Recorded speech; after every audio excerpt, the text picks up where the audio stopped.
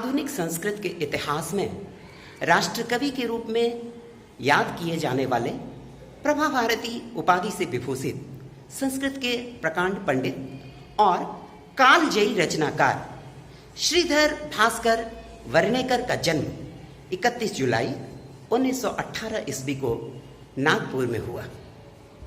इन्हें हम संस्कृत का जन कवि कह लें, प्रतिनिधि कवि कह लें अथवा राष्ट्रवादी चिंतक और विचारक कह लें।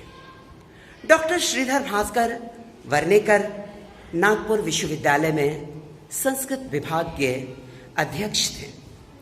इन्होंने संस्कृत भाषा में काव्य, नाटक, गीत इत्यादि विधाओं में अनेक रचनाएं की।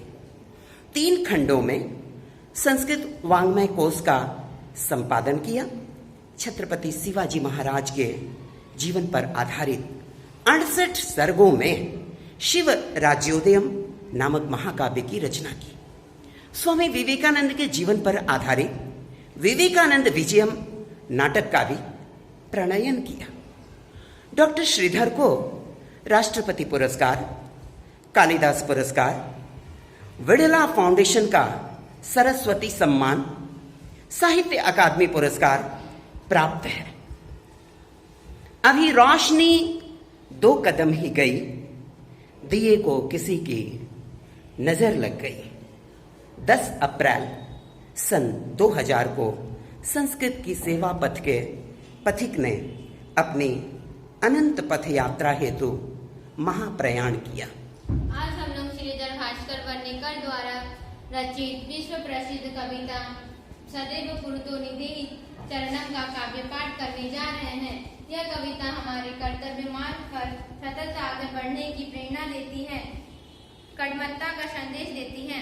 कविता में पचहत्तर छंद का प्रयोग मिलता है। हिंदी में इसे चौपाई छंद भी कहते हैं।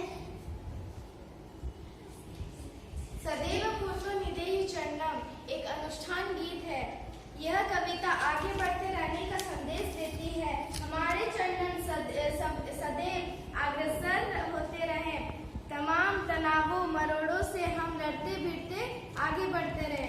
सीढ़ियाँ उनको मुबारक हो जिनको छत तक जाना है। सीढ़ियाँ उनको मुबारक हो जिनको छत तक जाना है।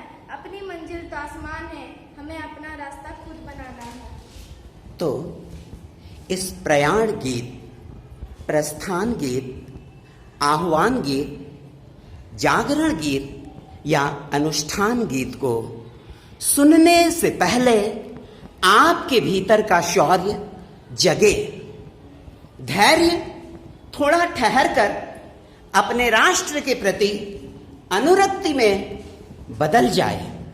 आपके भीतर का तरुण भारत, युवा भारत और जागृत भारत उत्फुल्लित हो, प्रफुल्लित हो।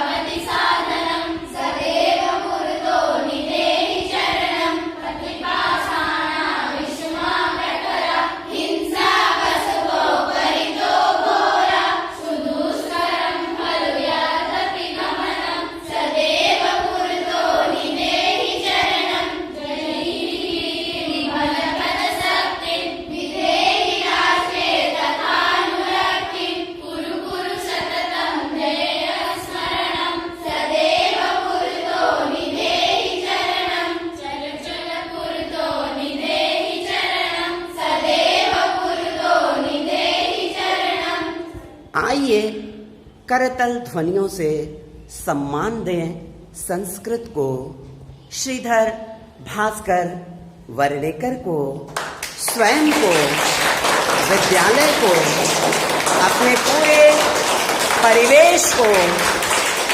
जयतु भारतम, जयतु संस्कृतम।